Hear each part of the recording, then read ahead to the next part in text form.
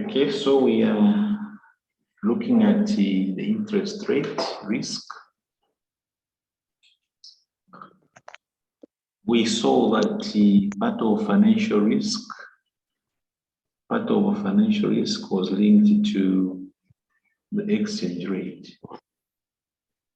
So the movement in exchange rate creates what we call the currency risk.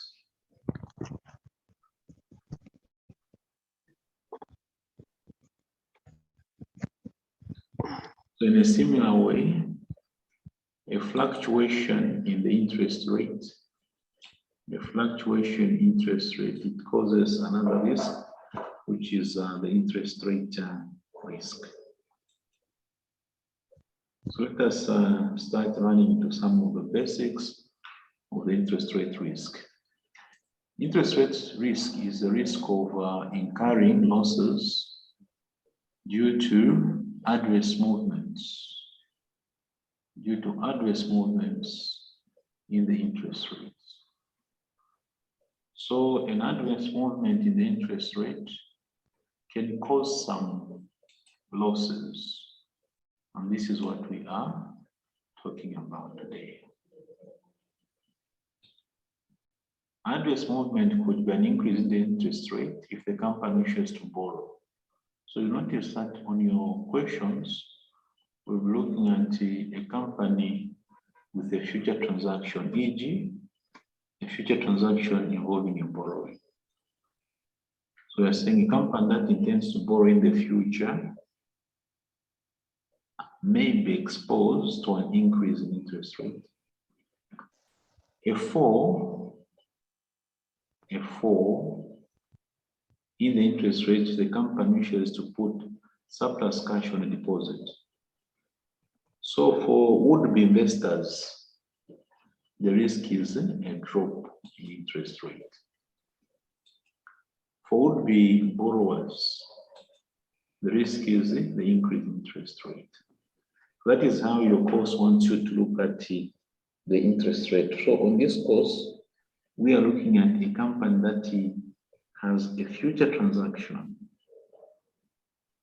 So we are looking at a company with a future transaction. So you notice that that is how our questions will be framed. We'll be looking at a situation where a company has got a future transaction. And this future transaction may be either to borrow or to deposit some money. Exposure to interest rate risk. An organization expecting income which is dependent on interest rate. An organization expecting to make a payment which is dependent on interest rates. Like the banks expect to earn money, their revenue is really on the interest that they charge, and the cost of sales is the interest that is payable to the owners of the money. Another way we can get exposed is an organization having assets whose value changes with the change in interest rates. Now we know that how we calculate the market value of a bond. How do we calculate a market value of a bond? So a market value of the bond is calculated by discounting all the benefits.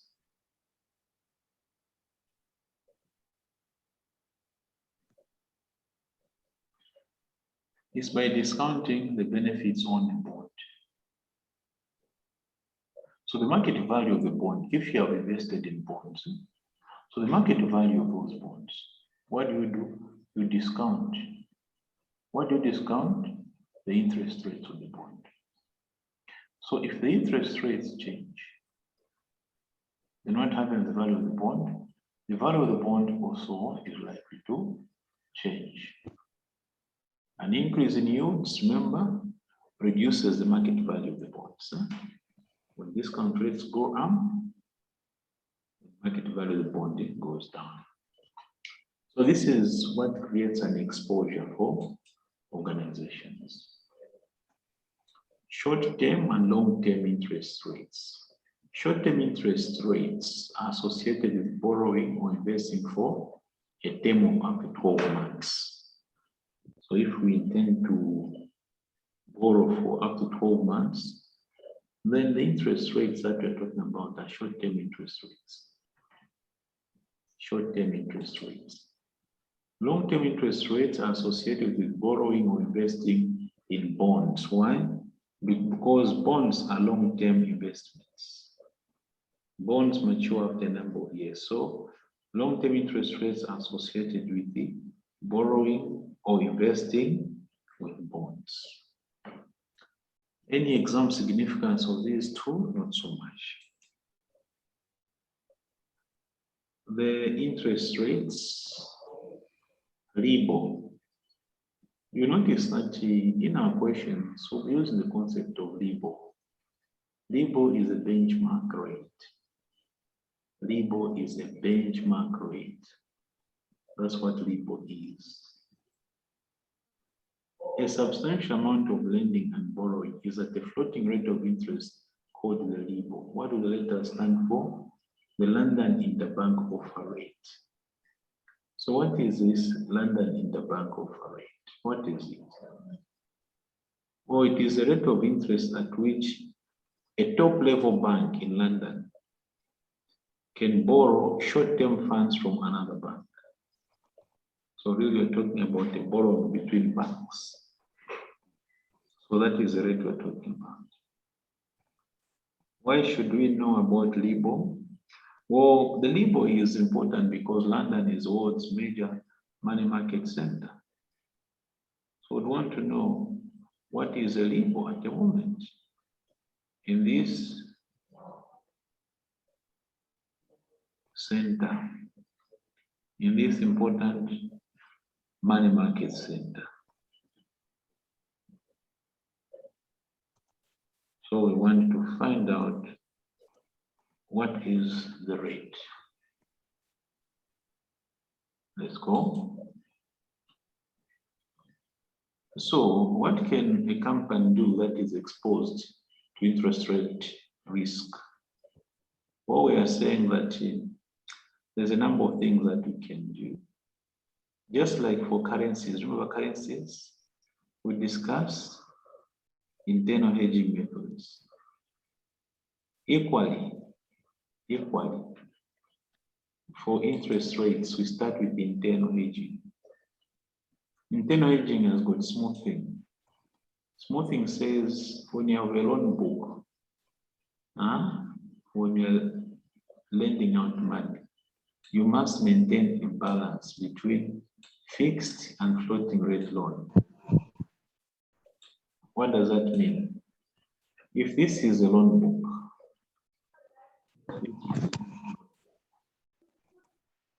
it's not good to have all loans at fixed. For all loans floating. No, part of the loan book should be fixed, part of it should be floating. What is the logic? When interest rates go up,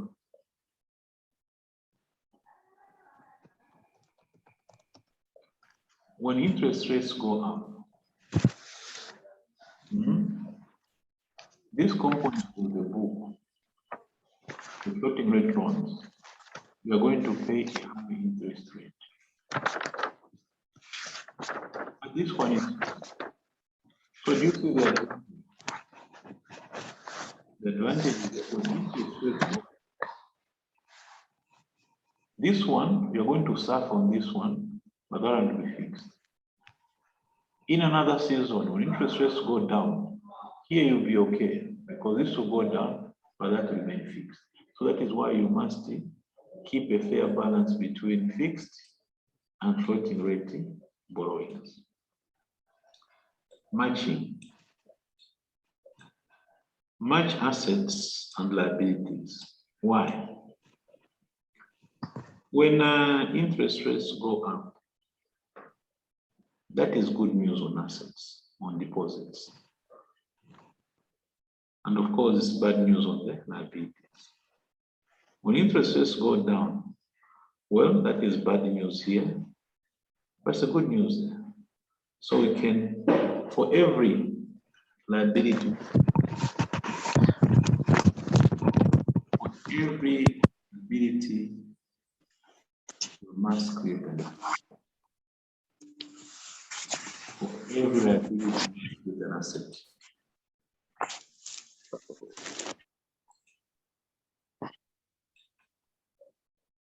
So that's the logic. Financial institutions also look at the concept of netting, where a company aggregates all positions, both assets and liabilities, and then you find the net exposure. So you look at all the assets and all the liabilities, and you find the net exposure. So it's like you are making sure that every time these are balancing, making sure these are balancing. So you want to know what is the net exposure. So by netting of assets and liabilities, then you have got a net exposure. And this net exposure that it has to be now hedged. So every time you want to make sure that you know the net of position of those two.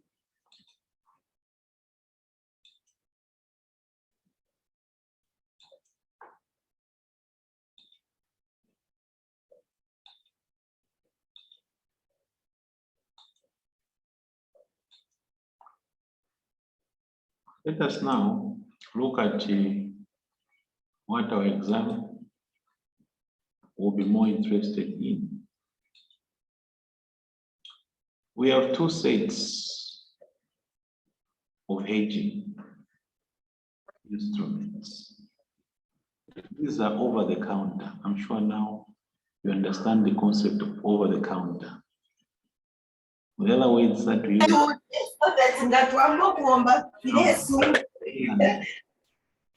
But it's about better than 16.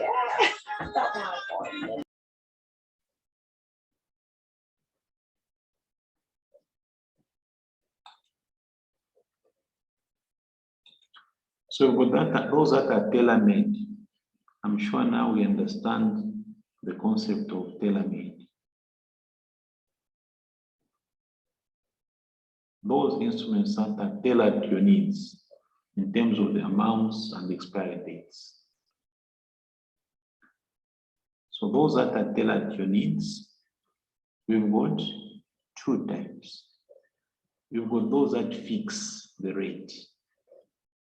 Whatever happens to the rate, they actually fix the rate.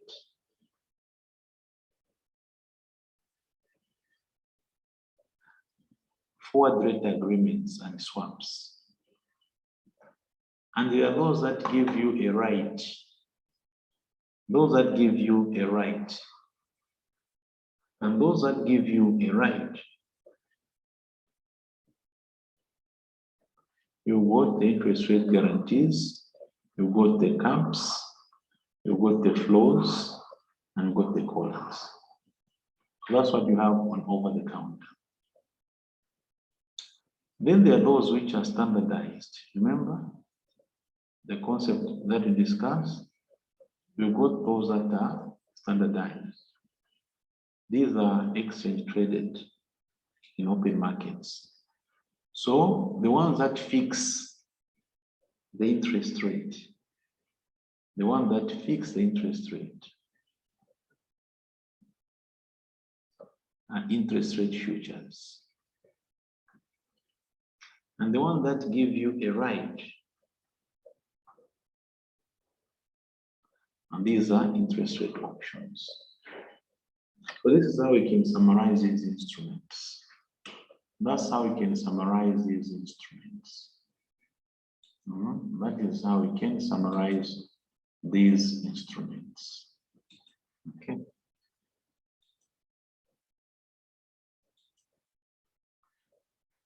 Now, let us look at an over-the-counter product. The over-the-counter product. This is what we call a forward rate agreement. Now, when you're coming from currency, there's relationships between the products that we'll be using here and those that we use on currency. For instance, remember that on currency, we spoke about forward contracts. We talked about forward contracts and also forward markets.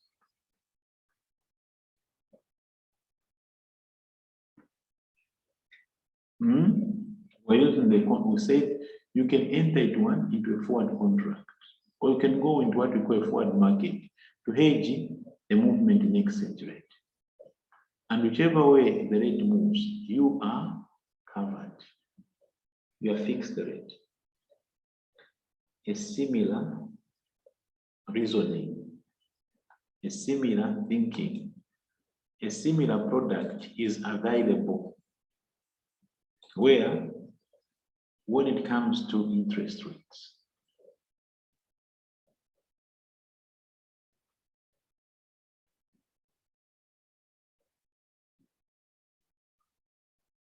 So when it comes to interest rates, a similar thinking is available. What do we mean? Forward rate agreements hedge risk by fixing the interest rate on a future borrowing. What words do you want you to note here? They fix the interest. We're not borrowing on a future borrowing or a future lending. An FRA is an agreement. Who are the parties between a bank and another party, like you and me, or your company and my company? What is this agreement about? It's about a rate of interest. On what? On a notional amount of principal, which could be a loan or a deposit. So please take note of the fact that an FRA is an agreement over an interest rate. What we agree is an interest rate.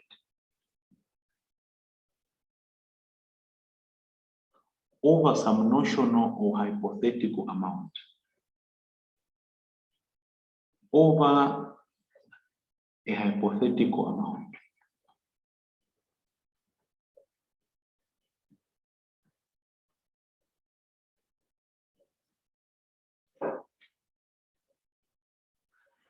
An FRA is not an agreement on actual loan or deposit.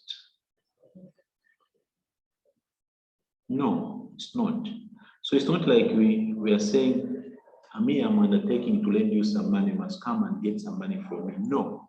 What I'm undertaking is I'm guaranteeing you an interest rate. It's the rate that we're guaranteeing on some amount. That's where to understand this. So then there are two things here. There's a loan itself, and also there's an interest rate. A comment, further comment. Further comment.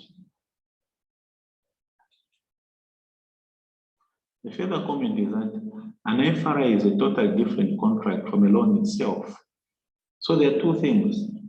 There's a loan itself and an FRA. These two. And when we do our workings, we're going to see how this will come out.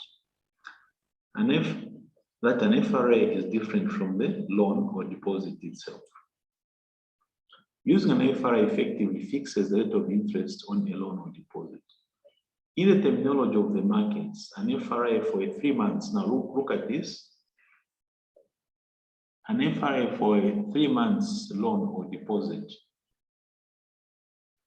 And this is starting 5 months from now, 5 months time. The way we are going to describe it, we'll say 5-8 or 5V8. So you must be able to read this. So how do we read this? This is an FRA for somebody who wants to borrow 5 months from now.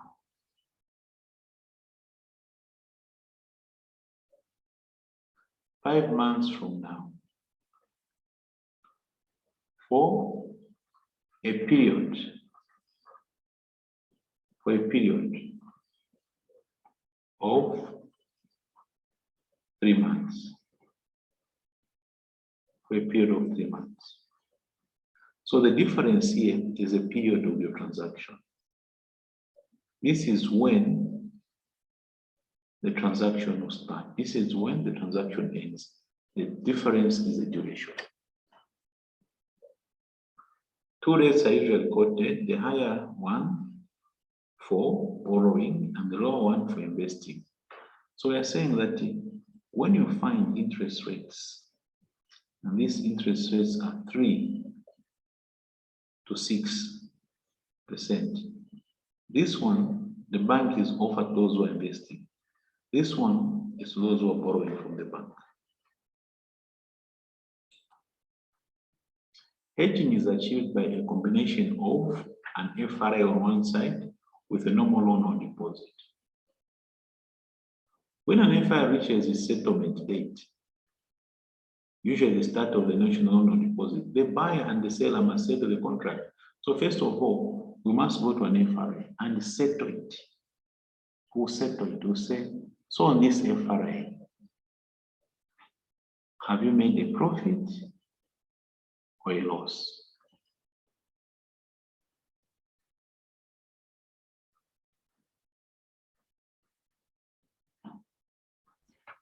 The profit or a loss that you make on an FRA will help you to cushion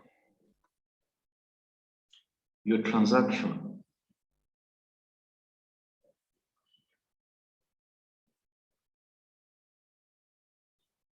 It will help you to cushion the transaction where in the loan market or in the deposit market.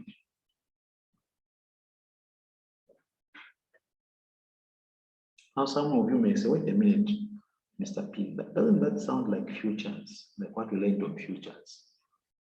Some of you may remember, Mr. P, what we learned on the futures actually, you told us that the results from the futures market, which is either a profit or a loss, are used to cushion the effect on the actual currency market. I'm sure some of you might ask that. That's correct. That's exactly what is happening here.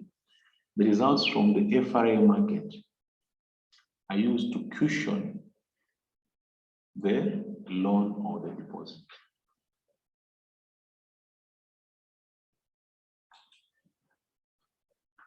So then, how does your arrangement work? The firm will borrow the required sum on the target date and will thus contract at the market interest rate on that date. So this company, remember a company wanted to borrow in 5 months' time. In 5 months' time.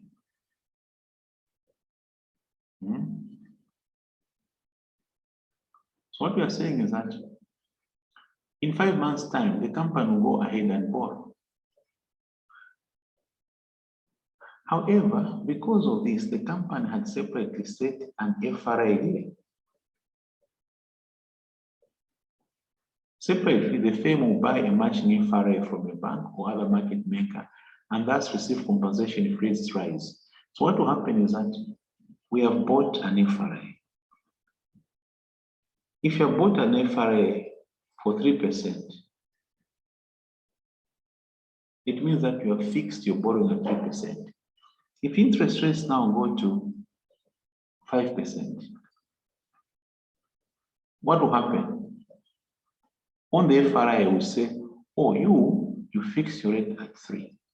Now, because the rates have gone up to 5, the difference will be reimbursed to you. So on the FRA, you're going to receive an investment of 2%.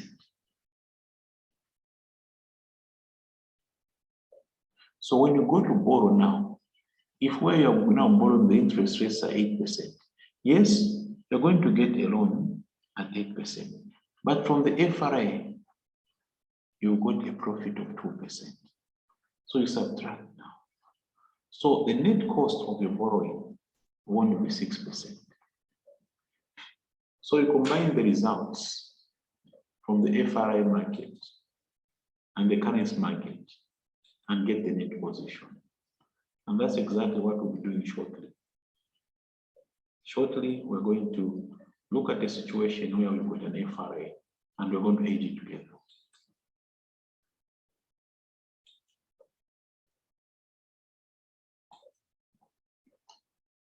If you are depositing, we'll do the opposite. The firm will deposit the required sum on the target date. If it's 4 months, we just deposit and we'll thus contract at the market interest rate on that date. However, separate, the firm will sell a matching FRA to a bank or other market maker and thus receive compensation if the rates fall. And today we'll be looking at the concept involving a deposit.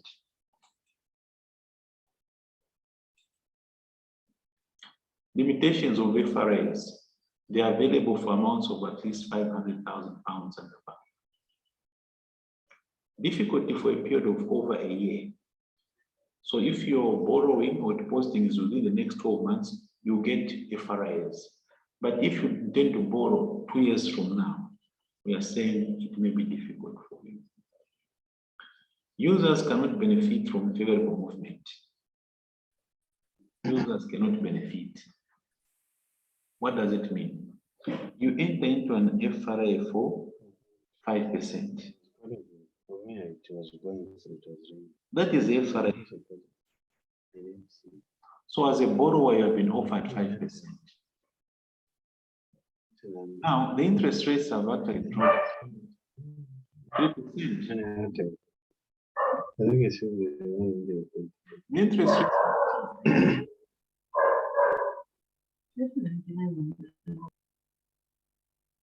the interest rates have dropped. However, you undertook that I'm comfortable, I want to hedge at 5%. So what will happen? So on the FRA, you have made a loss because it is your turn to pay the difference. You're going to pay the difference, the 2%. So you have made the loss as it were. You have not benefited from the favorable movement. But if interest rates go up, that's okay. You will be covered. That is why we say users cannot benefit from the favorable movements. Advantages of FRAs: borrower protected from adverse movements, and these are tailor-made. They are over the counter, so they're going to meet your needs perfectly. They're much simpler than other derivatives. And normally, there's no cost per se like initial deposits that you must put in. The market in FRA is very active and well developed on an interbank basis. So it's banks normally that use these products. Relatively limited for non-bank users like yourself and myself. Okay. So at this point now, I want us to become more exam relevant. I want us to take a question. On this question, we want to discuss how to hedge using an FRA. That's what we're going to do. Okay. So let's do one now. Okay. So at this point, let me share with you an exam type question so that you quickly read through. We pick the facts and we make a decision.